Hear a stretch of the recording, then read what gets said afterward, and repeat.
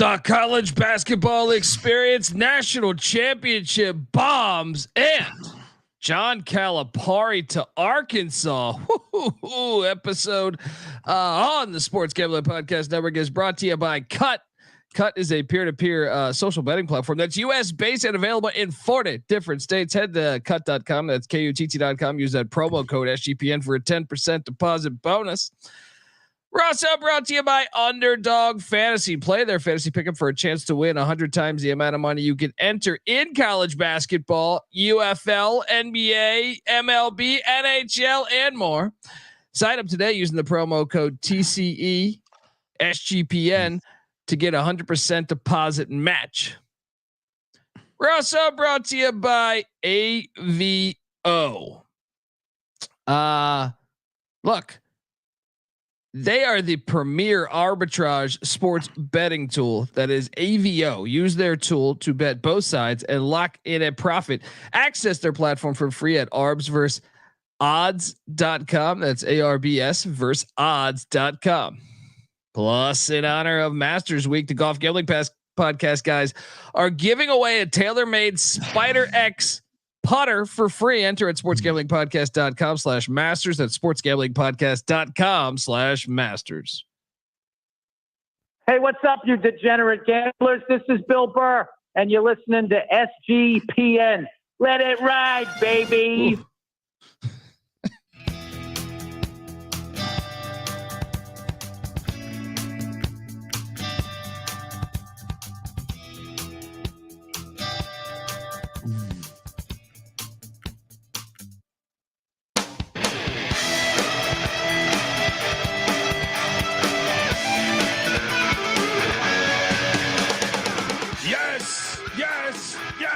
Ooh.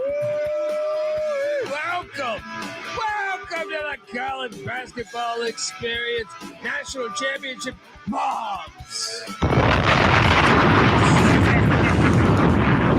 And John Calipari to Arkansas bombs. Oh man, I mean the world is crazy right now, and obviously we have the national championship tonight, and we will give out our picks and our best plays, and talk a little of pretty much everything. But I can't help but think we have to bring up John Calipari leaving. Won a national championship, but that was a long time ago. College basketball has changed a lot. Leaving $34 million on the table. Almost $35 million, I believe. And heading to the Arkansas Razorbacks. We got to bring that up right away. But before, you're probably wondering who the hell you're listening to, and that's fair. My name is Colby Swigga, Database Dan, a.k.a. Pick Don D. That's not a pick. This is a pick. He was raised in the land down under, where a man thinks on his feet, speaks with his fists, and lives by his wits. When Dundee happened, he was a superstar. And you're nothing but a chameleon, lemon-headed, coward, tailless pussy. And I'm after you, buddy. You're going to pay for it. Good night. That's what Kentucky fans are saying right now. Actually, they're probably happy. I'm not sure. I think both fan bases might be happy. We'll talk all about it. YouTube.com/the college experience. Hit that like, hit that subscribe button. Don't forget, this is part of the C Block, and the C Block is rolling along. It's a 3-parter today. Don't forget, after this, we got the UFL Gambling Podcast. And then we watch the National Championship. I am joined by my co-host. He is the host of the Bottom Line Bombs podcast. They call him the man in the box, a.k.a. the bet detective. I give you C.J. Sullivan. How you doing, buddy? Good. What's up? Yeah, great news. Crazy Calipari news. Stole all the headlines from tonight's afterthought Monday night midnight madness game that tips off at 11:50 Eastern, right after the eclipse.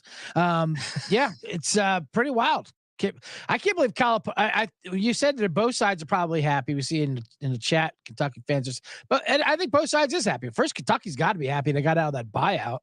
Yeah, you get out of $35 million, 34 and change $million, and that's free money. Now, there's two ways that could go, though. You do lose them to a conference foe, A. Yeah. And B, there was a time where Rick Pitino left and they brought in Tubby Smith. And Tubby Smith did all right, but you still fired him. And then after that, you hit Billy Gillespie and things went real downhill. Now, at the same time, you can't be losing to St. Peter's in Oakland, and you know that's just.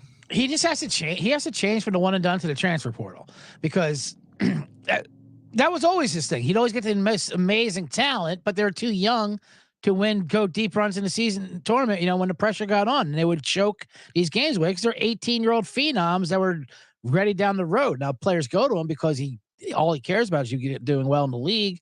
So I don't know. It's hard to get him both ways. I think he will have to change at Arkansas. Yeah, and I think another one is John Shire needs to address that, and you see, like, to me, I know Kansas didn't have the greatest year, but you've seen Kansas utilize the portal. You've seen Baylor utilize the portal. They won a championship. Gonzaga utilizes the portal, and look no further than the game tonight with Lance Jones. Now, I will say Purdue's kind of the outlier with just one, because you look at UConn, they got 2 or 3. Purdue's kind of the outlier. Maybe it's just you go for that 7-4 center and build around them. But you look at the Final Four, Alabama's whole roster was transfers. You look over at NC State, I think 4 out of the starting 5 were transfers. So it clearly is something there about trying to get an older basketball team, and maybe that can work out. Now, that's what I do find fascinating is, Memphis, Tennessee. You've been to Memphis, CJ? I've been in Memphis. Yeah, Memphis. I was making this joke last night, and I don't think Kramer understood it. You could really throw a rock and hit fucking Arkansas. For sure. If you leave, like, I stayed at I've been there a few times, but I'm saying, like, I stayed like downtown Beale Street, and you can be in Arkansas within like 3 minutes.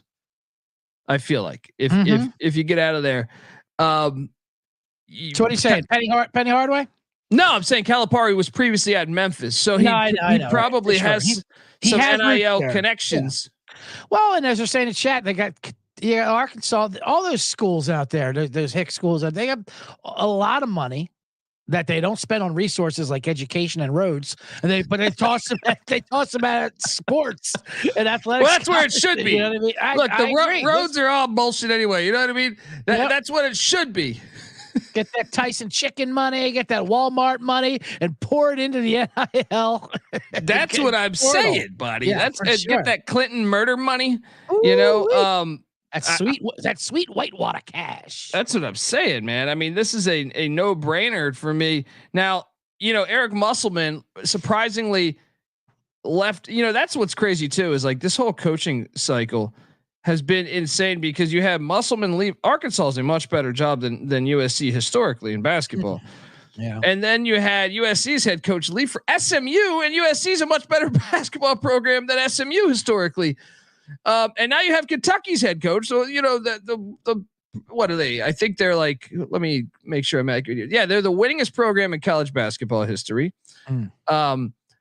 And they leave for Arkansas when they have, multiple years left on that contract. It's a fascinating offseason, but there's got to be something there. There's got to be like Musselman complained about NIL resources. Maybe he burned those bridges. Maybe he didn't. But Calipari's got to have something up his sleeve here, right? Calipari was just sick of hearing about it there. Like, you can see, if a guy who leaves money on the table like that, he's getting plenty of money back. I'm not worried about him leaving the buyout money. Like I said, I'm sure he's getting that Tyson nice Walmart cash. But it's all that pressure of being there in Kentucky. That's all they talk about. Now it's like, okay, well, careful what you wish for. This is what you're going to get. I'll just pull myself out of this shit. Go somewhere, Arkansas, where you can take years off, like Musselman does. I think Musselman decided to go, but it's not as at the forefront where he's going to go. Yeah.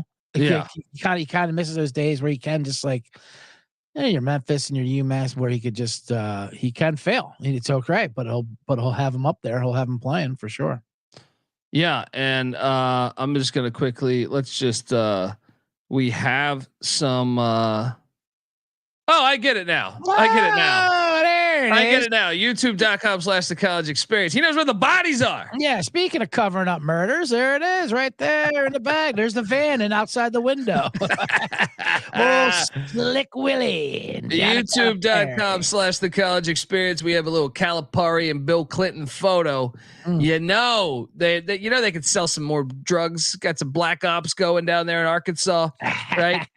Bring in some real NIL.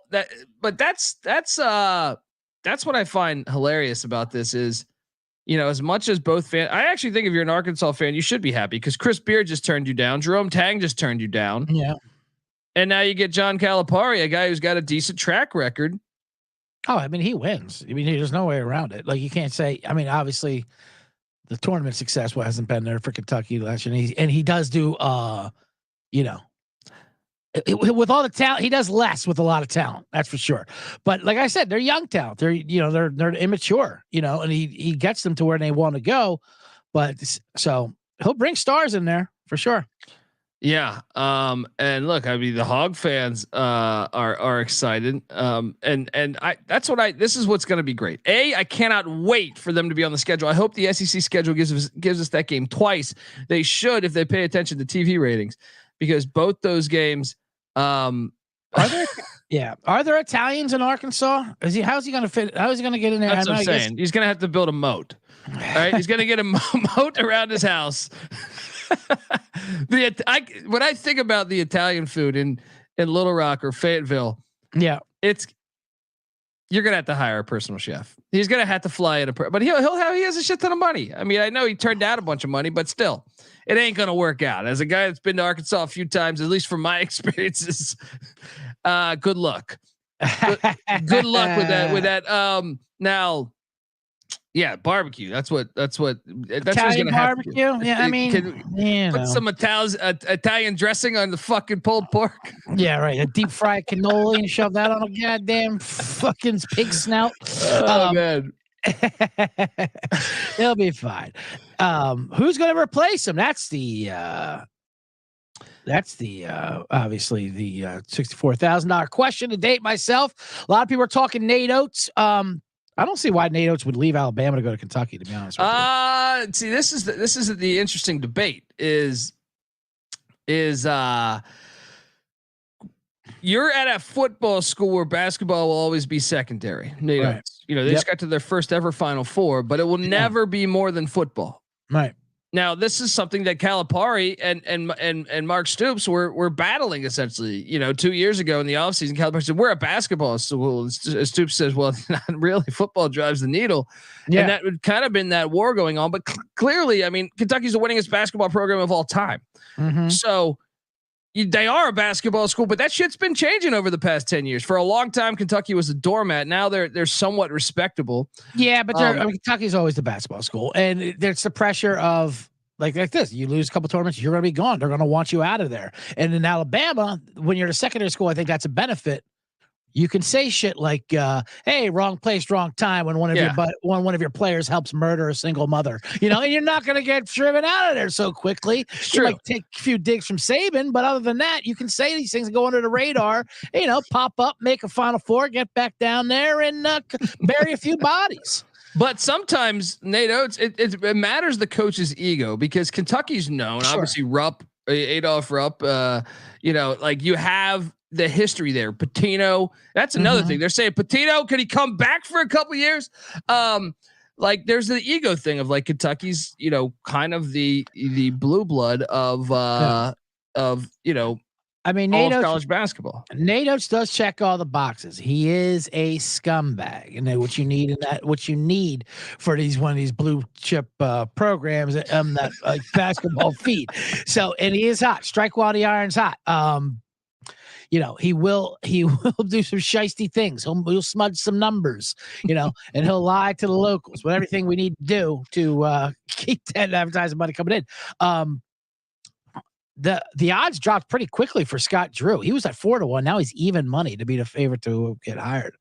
I don't know. I know they can. I know they can offer more money than Baylor, but at the same time, like, why leave? Like, there's so much pressure at Kentucky. At Baylor, like, you can keep on doing what you're doing.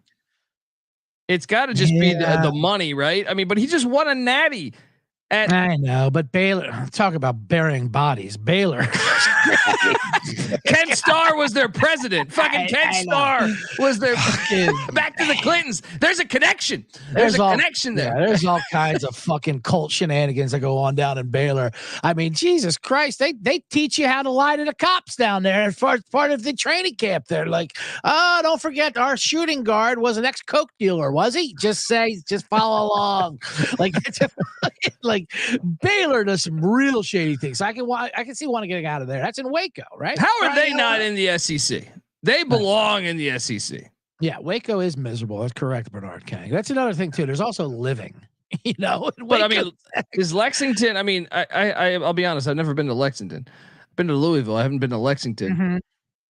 If you have money, Lexington, just like anywhere else in the country, it's a beautiful place to be. It's very have and have not there, Lexington, Kentucky. There's a lot of have nots, but yeah, if you're wealthy, if you're buying horses and racing them like Calipari was, you get into that fucking world, then yes, you can. I got the guy then. It's Bruce Pearl. Bruce Pearl, come on. I can see him. I can see him on fucking Kentucky Derby decked out. You know what I mean? Just sitting there, cigar.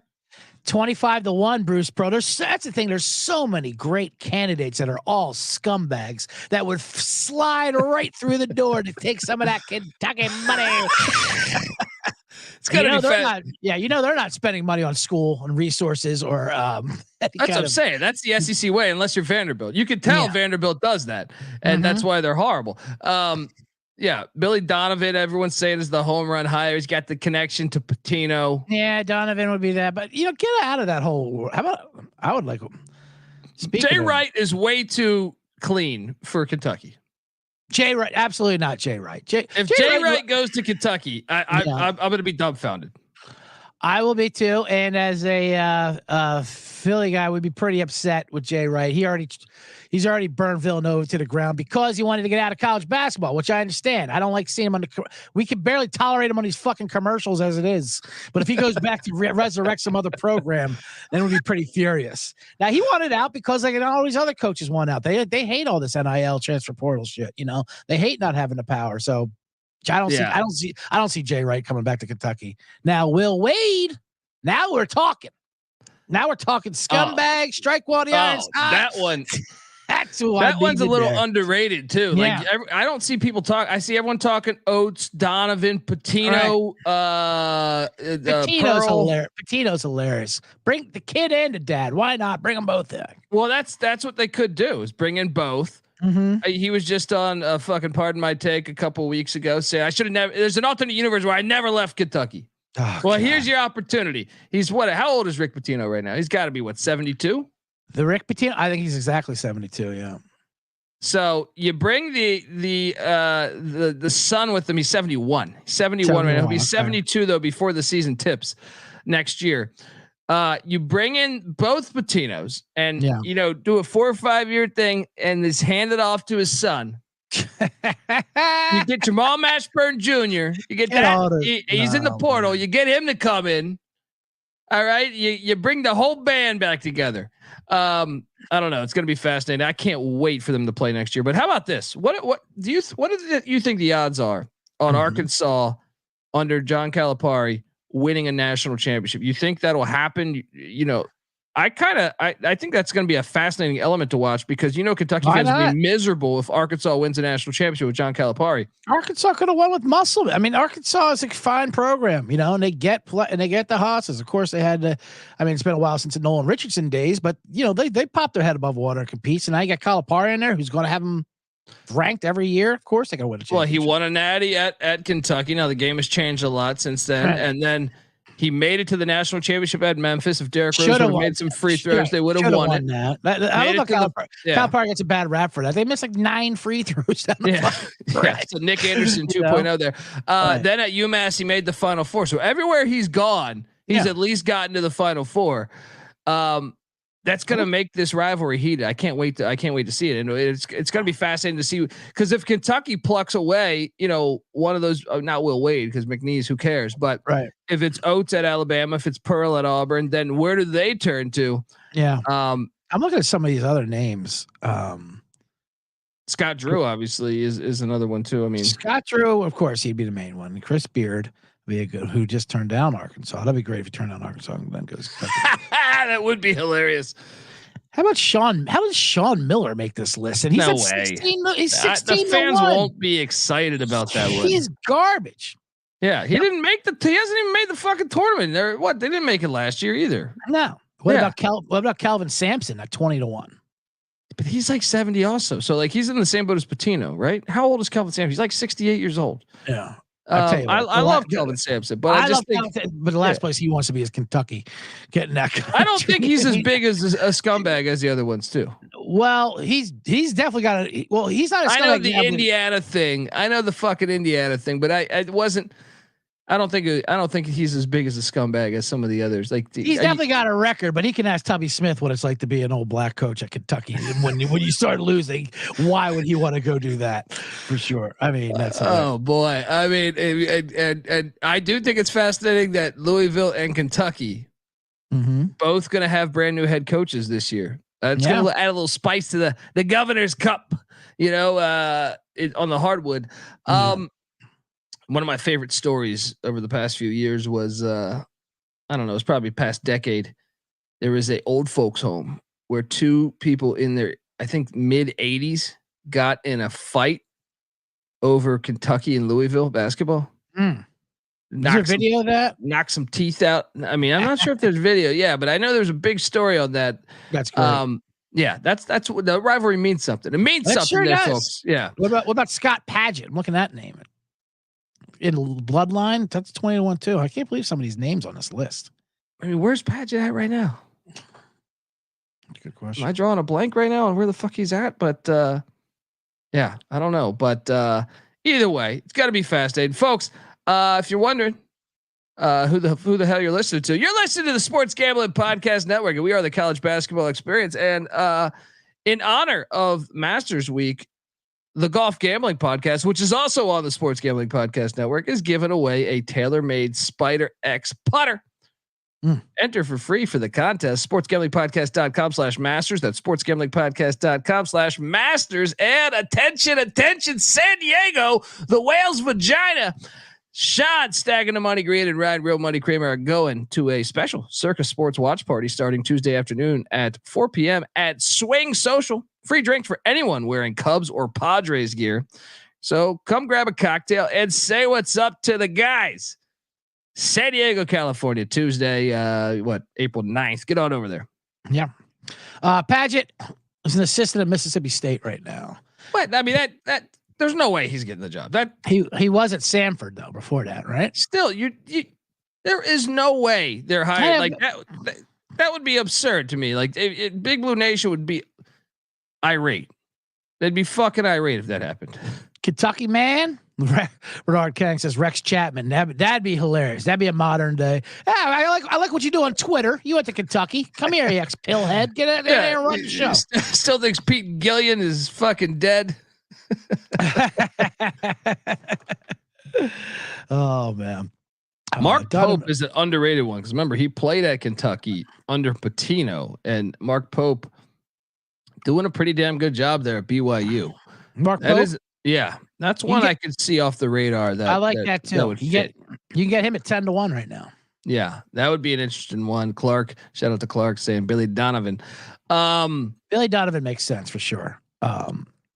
Obviously he would. But the thing is, he's coaching the Bulls. They're in the play-in game. Yeah, so who cares? He's got to be tired of that. You can do both at the same time in the NBA. They don't give a shit. That's my favorite.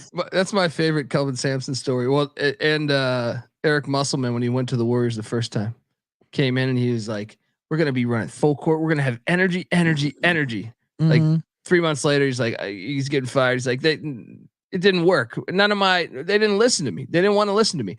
Kelvin Sampson has a great one of like. He's like, I was with the Houston Rockets. I think it was the Rockets. Usually the Spurs or the Rockets. He's like, I told our big man to come up and set some picks for our guards. He's like, Coach, no, I'm not doing that because my contract has if I get this many rebounds. And he's like, what do you mean? I'm telling you to do this. He goes, and I'm not doing it. Okay. Calvin Sampson resigns the next day. He's told the story. He resigns the next day. He's like, are you even a coach in the NBA? You're kind of a manager. You're just a manager. It to me, it'll be hilarious to me if Billy Donovan just leaves mid-season with the playoffs on the line for Kentucky. I mean, at that point, who cares? In the NBA, 20 teams make the goddamn play-in or playoffs. I mean, you have to actively try to miss it. You don't make the playoffs. You have to actively try to fucking miss the playoffs. You have to. It's much harder to miss the playoffs in the NBA than it is to make it. Yeah. I mean, all right, let's talk national championship stuff. All right. But before we do that, I want to tell you we're brought to you by Cut. Cut is a peer-to-peer social betting platform that's US based and available in 40 different states. P2P social betting is a new and better way to bet. Bet directly against your friends or other users on sports, politics, pop culture, and other events with verifiable outcomes. Plus, they got a ton of fun social features that give it a feel of a betting social network, so to speak. Cut offers lower vig and fully customizable odds so you can create your own bets. And Cut handles the payment side of things, so you never have to chase old JoJo dad in the streets. Download the Cut app today in the App Store or head over to cut.com. That's KUTT.com. Use that promo code SGPN for a 10% deposit bonus. We're also brought to you by Underdog Fantasy. Underdog Fantasy is the easiest place to play fantasy sports. It's also the fastest growing fantasy app in the industry.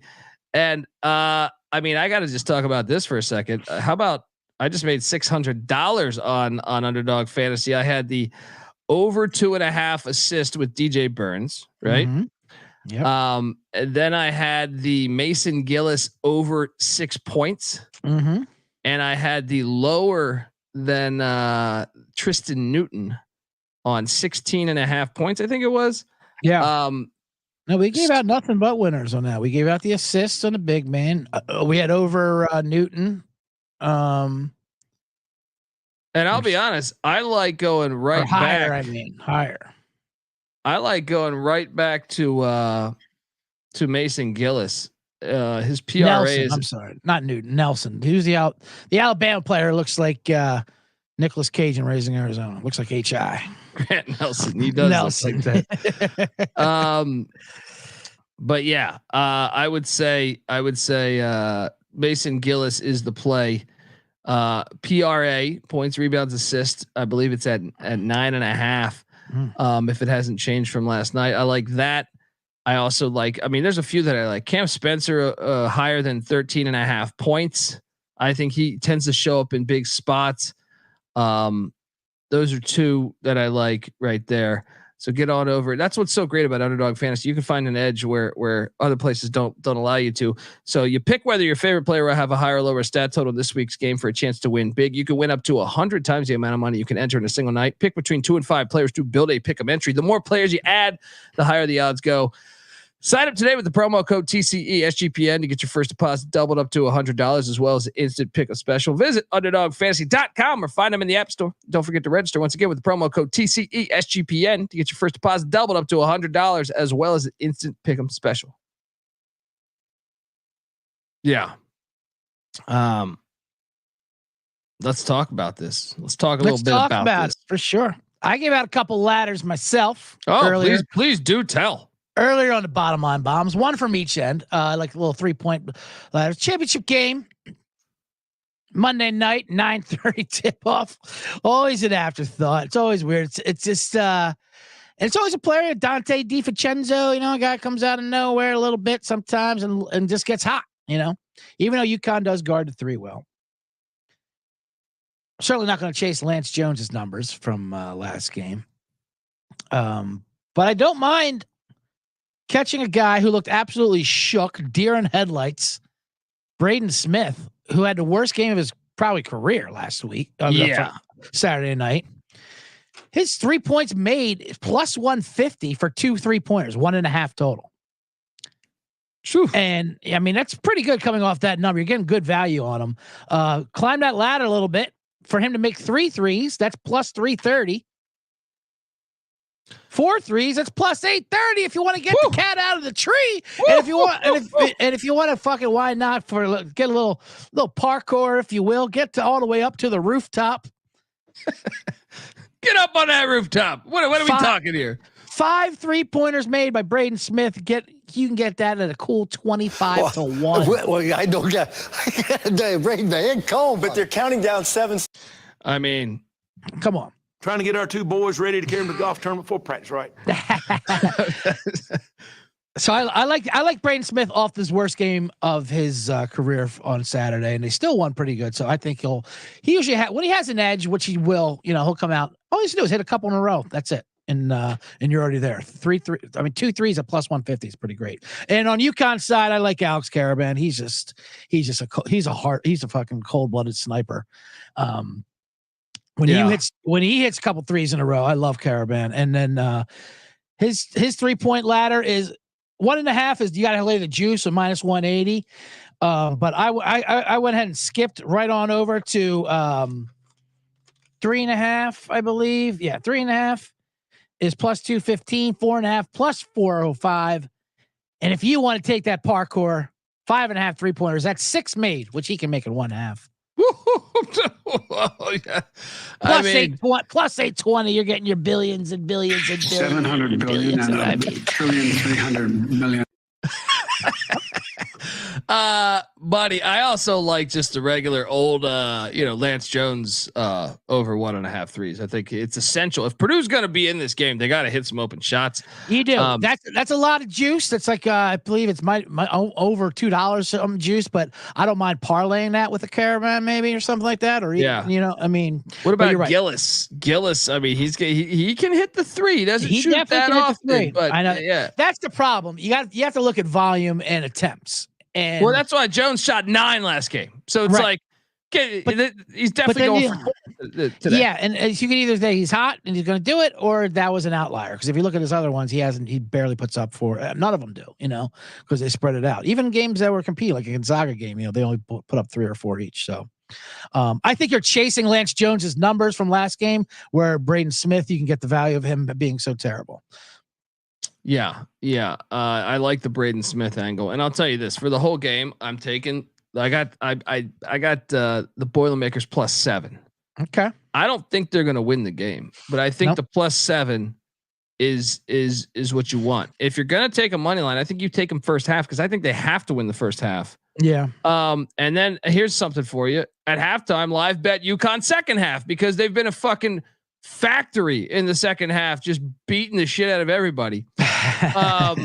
That's my angle. I'm on the under for the game as well. You tell me what you think about all of those? I'm on the under with you, and I have it at 145.5. I know it's already going down to 144. Purdue, all 5 games this tournament, they've gone under. Purdue. This stadium, this football Super Bowl stadium, I think has sucks. Stop playing in this bullshit. Unders. Yeah. I know second half unders always hit on that stadium. There was some trend with that. The smart play is Purdue as far as line discrepancy, and you're paying to play in a premium for UConn. I thought the smart play was Alabama plus 12. I got pissed in the face by UConn. I'm not overthinking this. I'm betting UConn because I'm not going to feel bad if they lose. I don't care. I'll feel bad if I take Purdue in the points and then UConn does what UConn does. Like what are we talking about? What are we looking at here? Yeah. I know the revenge angle. They're coming back. Purdue. Who gives a shit? UConn is a fucking machine. And and if I go against you, if the streak falls off, oh well, I won't. I'll sleep just fine. Yeah. Taking UConn and they don't cover, but they're gonna anything under single digits for UConn. I know it's a public play. Of course, it's gonna be one side's gonna be a public play. It's the only game in town. I love when they say that. The public's on this. No shit. It's a championship game. The public can either bet one side or the other. Everyone's gonna take this game. So I think UConn also matches up well against Purdue too. They're the only ones that can actually play Edey 1-on-1 with Klingon. They guard the 3 pretty well. I think the matchups itself isn't great. And see, UConn, but I could push back a little bit by saying UConn. Now, I do think UConn has a huge advantage at the guards, but the times that if you look at the blueprint to beat UConn, the 3 teams that did it: Seton Hall, Kansas, and Creighton all had big men that were good, but whether it's Bediako, Hunter Dickinson, or Cockbrenner. If you can, if you can score and neutralize or perhaps get, Klingon in foul trouble, I think that's the blueprint to beating UConn. Now that's going to be something I think we got to pay attention to is the refs. Are they going to call the game tight? Are they going to let them play? I think that's a huge, unknown about this game. If they're calling it tight, I think that's great for Purdue. If they get Klingon in foul trouble, then UConn can definitely be in trouble. And Edie's been, Edie has only gotten 4 fouls in a basketball game 3 times this year. He's like, Wilt. It's amazing. I don't know how he does it. Avoid it. That being said, what are we talking about? 9 straight. UConn's won by 13 plus. And that seriously, what are we talking about? That Alabama game, they weren't even within the number until the last 2 minutes. Bullshit. Alabama should have covered. God damn it. It was tied up with 8 minutes to go. That's what I'm saying. I know. Now Purdue does have a knack for losing. It doesn't matter. It could be a relay. It could be anything. It could be a game of ping pong. I feel like if you put championship on it, Purdue loses normally. Yeah. There's no way they win this game to you. Purdue? Yeah. Well, I mean, listen, these are the 2 best teams. Apologies to Houston all year long. They rate very well. The only problem is UConn is an historically good team. And the Big Ten hasn't won a championship since what, 2001 was it? Well, if you want to go through the trends, I got some trends for you. Trends are your friends. Big East is 7-0 in championship games since 2001. All of those are UConn. I know there's Villanova, but I'm just saying, yeah. Oh, Villanova a couple times. Big Ten 0-7 since 2001, straight up and against the spread. Favorites of 3 or more are 14-3 straight up, 12-5 against the spread. That's a 70%. And only twice in the last 23 years has a team that won the national championship not covered the spread. I think that was Duke versus Butler, and what was the other one? Maybe the Zags in Carolina. That makes sense. Maybe. But point is, Purdue does have a chance to win. I'm not saying they don't have a chance to win. It does seem like their destiny. It does seem like exactly like that Virginia team that lost to the 16 seed, came back and won the championship, went back to the fucking obscurity, and we don't want to see them ever again. I still think of Bennett the same way I would think of this Purdue team, even if they win. Whatever, get the hell out of here. But at the same time, I just think this UConn team is just too good.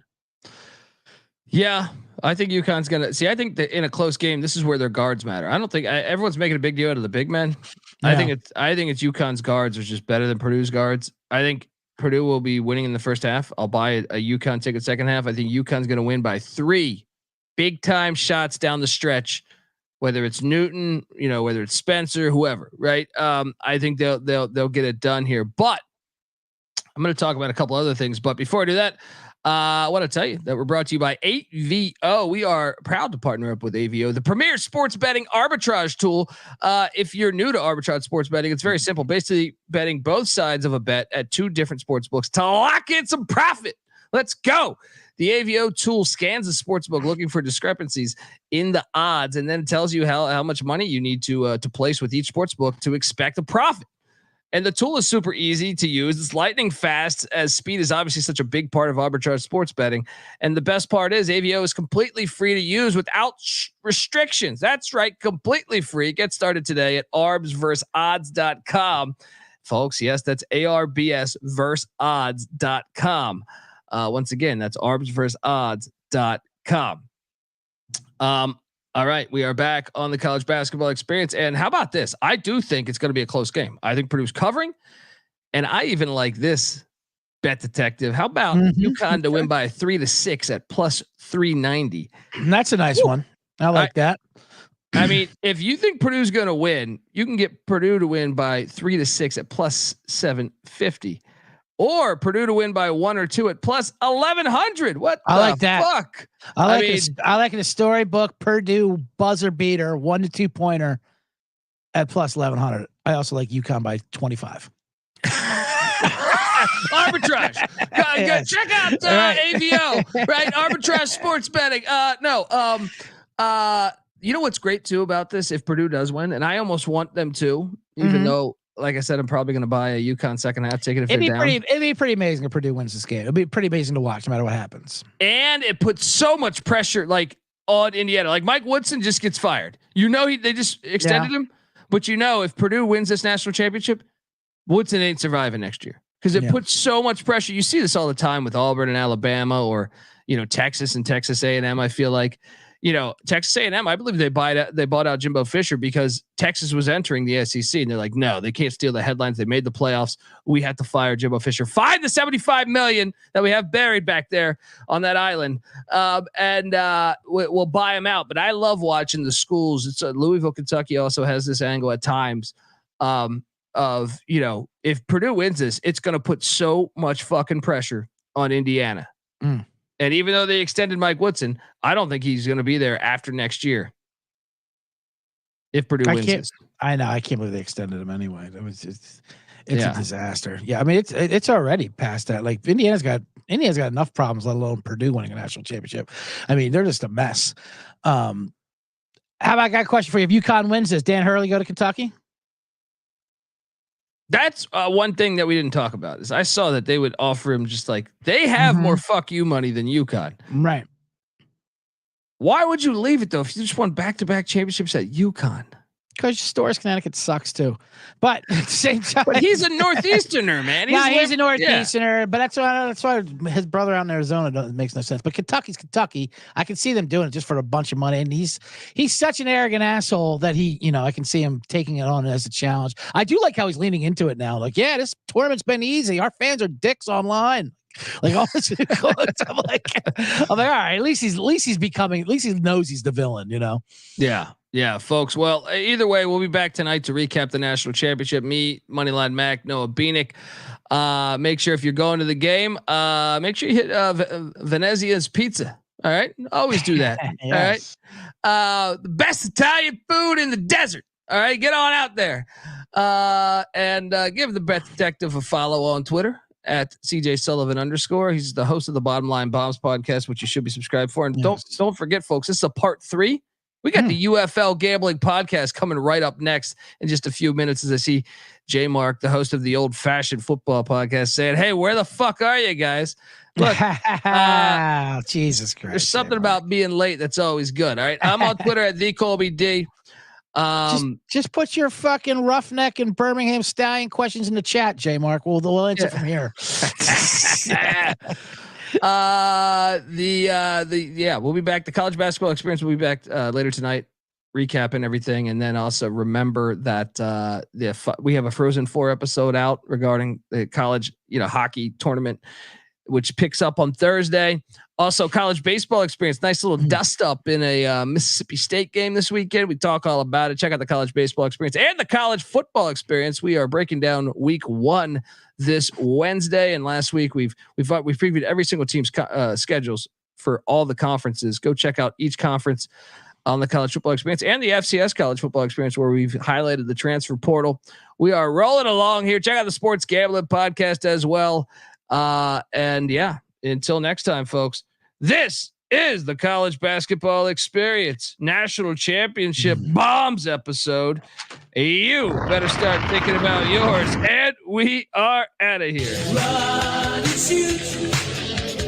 We can really run and shoot. And the whole team's looking and the whole world's looking with the cameras.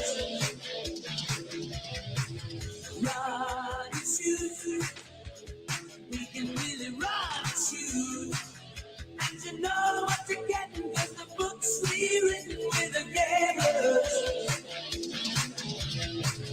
Everybody's trying to stop this team, but we keep on knocking them dead. They make the opposing coaches wanna cuss and scream and pull their hair right out of their head. Run and shoot. We can really run and shoot. And the whole team's looking and the whole world's looking with the cameras. Never